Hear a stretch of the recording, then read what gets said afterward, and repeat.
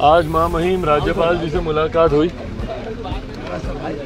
और आज जिस तरीके से लोक जनशक्ति पार्टी रामविलास के किसान प्रकोष्ठ के द्वारा किसानों के ज्वलंत विषय को लेकर एक दिवसीय धरना प्रदर्शन किया गया, जिसमें प्रदेश भर के किसानों की मांगों को प्रमुखता से उठाने का कार्य किया गया।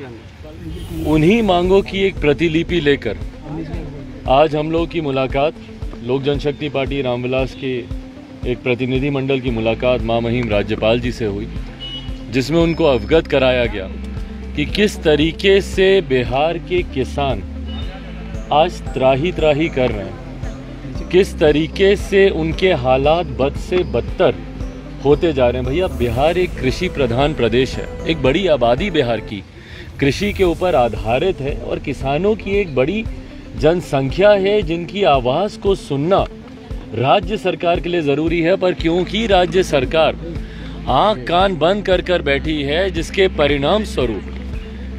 परिणाम स्वरूप आज बिहार के किसान हाशिए पर पहुंच गए हैं। बिहार में सबसे बड़ी समस्या जो कि दशकों से चलती आ रही है, और मैं कोई भविष्य वक्ता नहीं हूं, पर आज यहाँ पर आप लोगों के सामने मैं बता सकता हूं कि आज से महीना डेढ़ महीने के बाद फिर बिहार पानी में डूबेगा, फिर बिहार में बाढ़ जैसे हालात बनेंगे।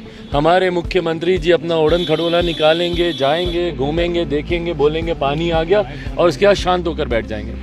पर उससे जो किसानों को जो नुकसान होता है, जो फसल को जो नुकसान होता है, उस पर स्थायी समाधान की बात कौन कर रहा है? आधा बिहार जहां बाढ़ से प्रभावित रहता है, आधा बिहार सुखाड़ से प्रभावित रहता है। हम लोगों ने बिहार फर्स्ट, बिहारी फर्स्ट के माध्यम से निरंतरता में राज्य सरकार को लिखित रूप में ये सुझाव दिया है कि भैया, नदियों को जोड़ने की योजना पर हम लोग को काम करना चाहिए। आप जब तक इंटरलिंकिंग ऑफ रिवर्स आप नहीं करेंगे, बाढ़ सुखाड़ की समस्या का स्थायी समाधान नहीं हो पाएगा।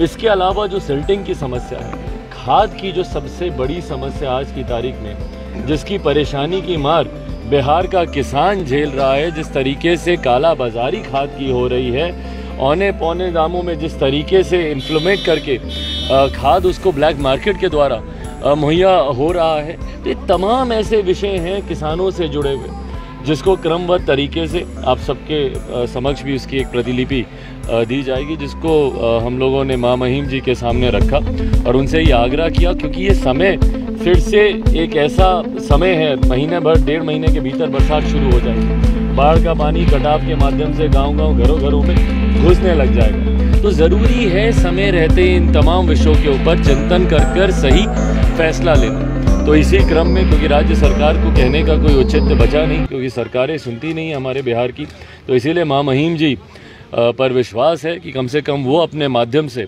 उचित कदम इस दिशा में उठाएंगे और किसानों की समस्या का समाधान। क्या कुछ आश्वासन मिला उधर जब आपने लेटर दिया? देखिए, उन्होंने गंभीरता से, और हमारे तमाम जितने नेता हम लोग के साथ गए, तमाम नेताओं ने अपनी बातों को प्रमुखता से उनके समक्ष रखा। हर एक की बात को उन्होंने गंभीरता से सुना। खुद महामहिम जिस गरीब परिवार से आते हैं, जो उनकी पृष्ठभूमि रही है, तो वो यकीनन इन तमाम समस्याओं को वो खुद भी जानते हैं। उन्होंने खुद भी इंटरवीन करके इस समस्या के बारे में उन्होंने अपनी तरफ से भी बातों को रखा।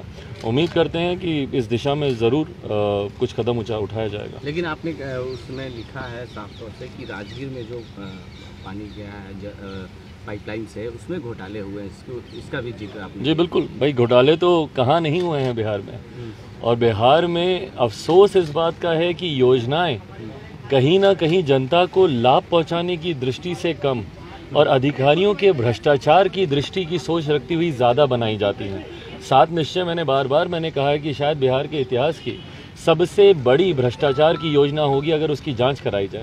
आज आप जाकर देख लीजिए भाई, नली गली के नाम पर जिस तरीके से सड़कें खोद के रखी हुई हैं, पाइप टैंकियाँ ऐसी लगाई जाती हैं कि भैया फटी पड़ी रहती हैं वहाँ पर।